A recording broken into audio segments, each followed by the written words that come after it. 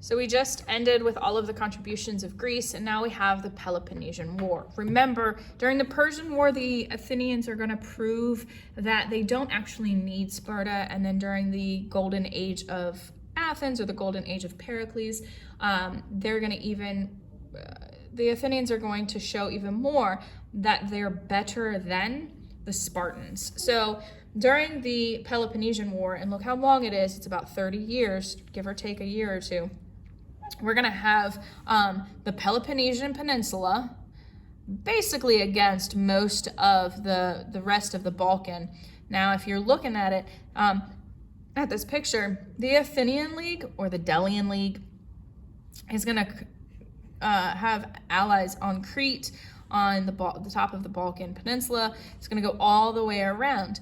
But look at where the cities are. So they have more land, but the cities, the Peloponnesian League has more cities behind it, which is an interesting piece.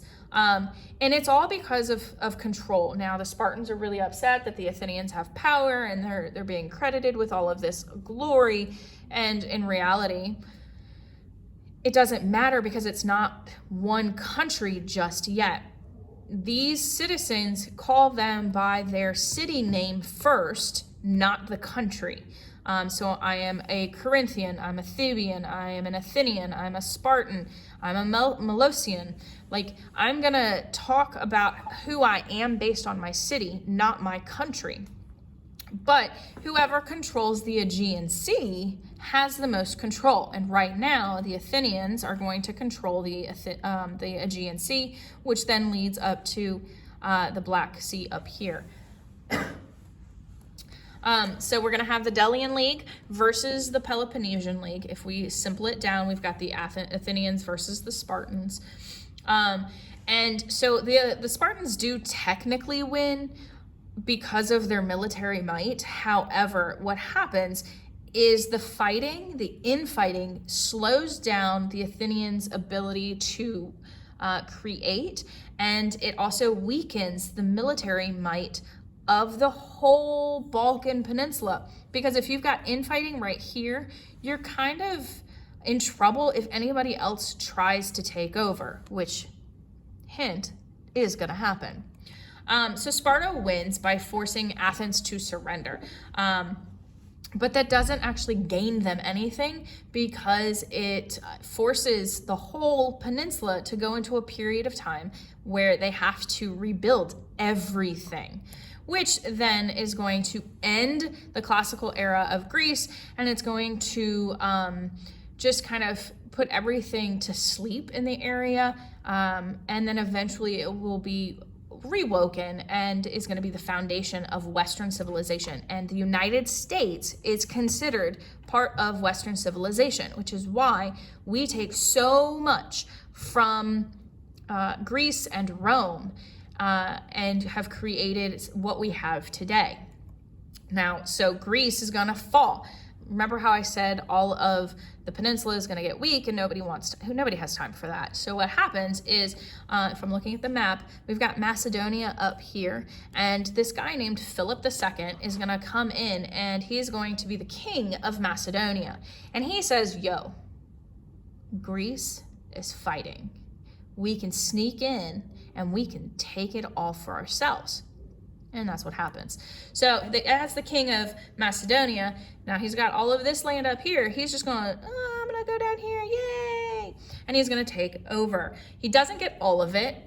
As you can see, Sparta is still fighting, but they're at the top of an acropolis. Like, who's going to try to get up there when Sparta can live literally on the top of that mountain for as long as they want? But Philip II is going to have a kid. His kid's name is Alexander. Alexander is between 18 and 20 when his father, Philip, dies. And he says, I should continue doing what I'm doing, or what Dad did, and take over more and more land. And that's, again, what he does. That's what kings mainly want to do. They're going to use the weakness that happens after the Peloponnesian War. There's nobody to fight them. The culture is going to be less extreme, so I can sneak my way in, and now I can make it mine. And that's exactly what happens. So Alexander the Great is going to take over the rest of Greece, and then he's going to keep going. He goes so incredibly far. He makes his empire bigger than the Persian Empire. How does he do that? The first thing he's going to do is he's going to not convert, but he is going to adapt and mix the Greek culture with the culture of everybody else, so it can be more, it's called palatable. It's easier to take if it's combined with something else. And so he does that. So he's going to create this new culture called Hellenism, and he is going to allow people to keep parts of their traditions, parts of their cultures, as long as they adapt and adopt pieces of what he's bringing in. And he's going to encourage his men. And he says he's able to do that to such a degree that he makes it to the Hindu Kush mountains in India. And that is such a far way. He also is able to do it because he says, all right, you, and you have been military leaders for the longest amount of time, so you can stay in this area, marry the local women, have your babies, control the area, and send your taxes back to me. So he does it in Egypt, he does it along the Jordan River, he does it where the Phoenicians were, he does it in Mesopotamia, he does it all the way over here into or almost into India. So he takes all of that for himself and creates this massive area that eventually will fall because Alexander the Great is going to get sick and he's going to die. But while he's still alive, he is going to create a larger empire than the Persians.